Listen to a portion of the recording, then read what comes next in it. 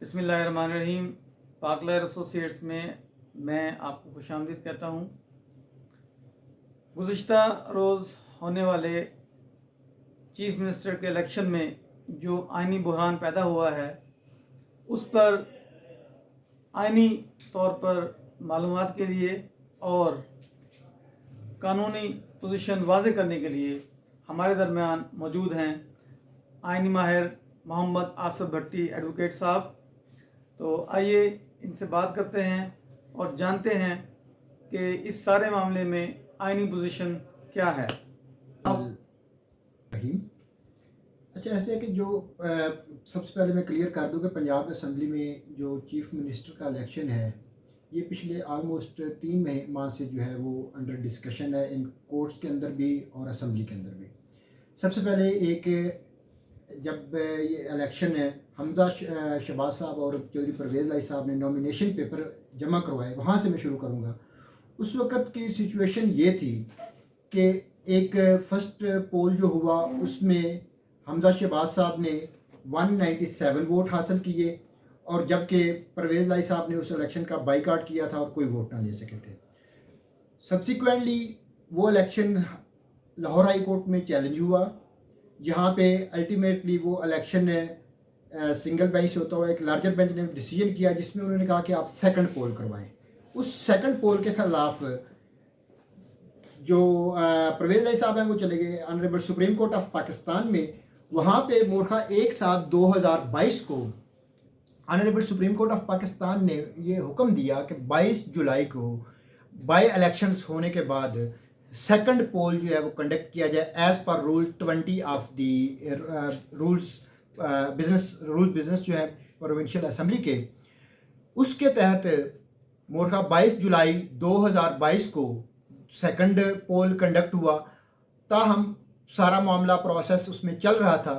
At the end of election, जो after जो voting के अमल के बाद जब वोट काउंट हुए, तो परवेज़ लाई साहब ने 186 वोट गेन किए, जिसमें 176 वोट थे पाकिस्तान तहरीक इंसाफ के जो मेंबरान हैं उनके, और 10 वोट थे PMLQ के।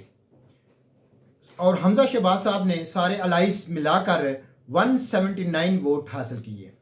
ताहम उसके बाद डिप्टी स्पीकर साहब ने एक रूलिंग पेश की, जो कि मेन इस वक्त बोन ऑफ कंटेंशन है। उस रूलिंग में उन्होंने कहा कि एक चौधरी शुजात साहब, जब मैं क्लियर कर दूँ, चौधरी शुजात साहब PMLQ के पार्टी हेड हैं एज पर देयर कॉन्स्टिट्यूशन। उनने कहा कि ये एक मेरे पास लेटर आया है, इस लेटर में चौधरी शुजात साहब ने अपने 10 के 10 मेंबरान को डायरेक्शन दी है कि वो वोट कास्ट करेंगे in favour of Hamza Shahbaz. इसलिए चूँकि उन्होंने जो डिप्टी स्पीकर साहब ने रूलिंग में कहा कि ऑनरेबल सुप्रीम कोर्ट के फैसला मोरखा 17/5/2022 के मुताबिक इनके जो वोट हैं वो काउंट नहीं होंगे, क्योंकि इन्होंने against the direction of party head vote cast किया है। वहाँ पर उस सारी प्रोसीडिंग में राजा बिशारत साहब ने उनको वो कॉन्स्टिट्यूशन का आर्टिकल 63A रेफ़र किया और honourable supreme court of Pakistan का फैसला किया। यहाँ पे 2 बातें मैं क्लियर कर दूँ। पहली बात यह है कि ये सेकंड पोल था, और फर्स्ट पोल के अंदर PMLQ की जो पार्टी पोजीशन थी वो विद द डायरेक्शन कि आपने परवेज़ लाई को वोट कास्ट करना है। ये सेकंड पोल था इन कंटिन्यूटी ऑफ फर्स्ट पोल। वहाँ पे ये सिचुएशन क्रिएट हुई। तो मैं सबसे पहले इसमें रेफ़र करूँगा जो आर्टिकल 63A है of constitution of Islamic Republic of Pakistan, उसका रेलिवेंट है 1B। वहाँ पे एक लिखा हुआ है कि if a member of a parliamentary party composed of a single political party in a house votes or abstains from voting in the house contrary to any direction issued by the parliamentary party to which he belongs in relation to election of the prime minister or the chief minister। ये हमारा relevant है। अब यही चीज़ जो लिखी हुई है यहाँ पे, थोड़ा सा मैं आपको एक और चीज़ बता दूँ कि इस वक्त जो PMLQ का पार्लियामेंट्री पार्टी का लीडर है वो साजिद अहमद खान भट्टी, उनके कोई MPA हैं। उन्होंने डायरेक्शन पे एक मोरखा 21 जुलाई को एक लेटर इशू किया अपने तमाम 10 मेंबरान को कि आपने in favour of PMLQ candidate Chaudhry Parvez Elahi vote cast करना है। एनी हो वोटिंग का अमल मुकम्मल हुआ।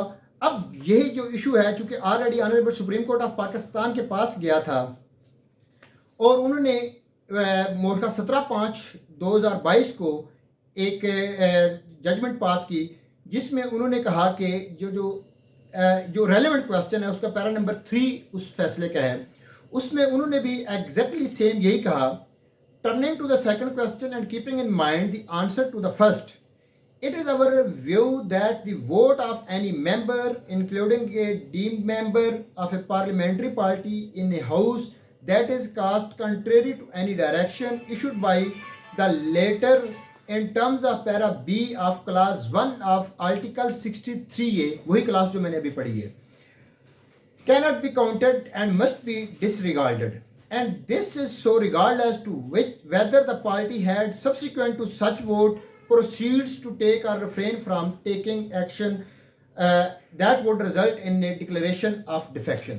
अब दो क्वेश्चन यहाँ पे जो फार्मुलेट होते हैं, एक है कि वोटिंग का प्रोसेस, वोटिंग के प्रोसेस के ऊपर जो कॉन्स्टिट्यूशन और honourable supreme court of Pakistan का डिसीजन है वो क्लियर है कि that is the parliamentary party जिसने डायरेक्ट करना है। अब उसके बाद जो डिप्टी स्पीकर साहब ने रूलिंग में कहा कि पार्टी हेड का जो इसमें रोल आएगा वो सब्सिक्वेंट टू द डिफेक्शन है।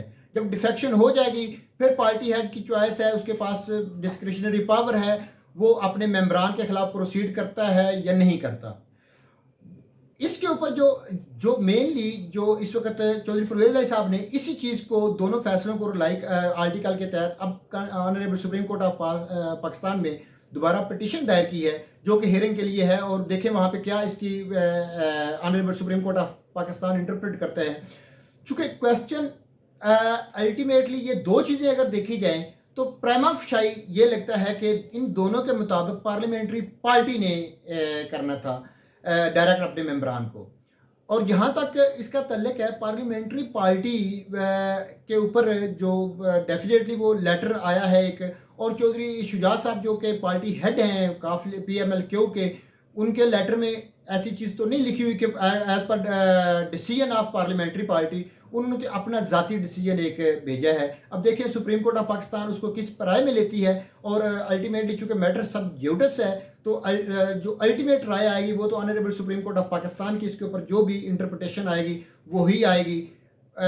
जो इसकी कॉन्स्टिट्यूशनल आज तक के लॉ या सुप्रीम कोर्ट की इंटरप्रिटेशन के मुताबिक है वो मैंने कोशिश की है आपको बेहतरीन तरीके से एक्सप्लेन करने की। तो होपफुली जो इसके ऊपर ऑनरेबल सुप्रीम कोर्ट का फैसला आएगा वो इसका फाइनल आउटकम होगा। Thank you very much.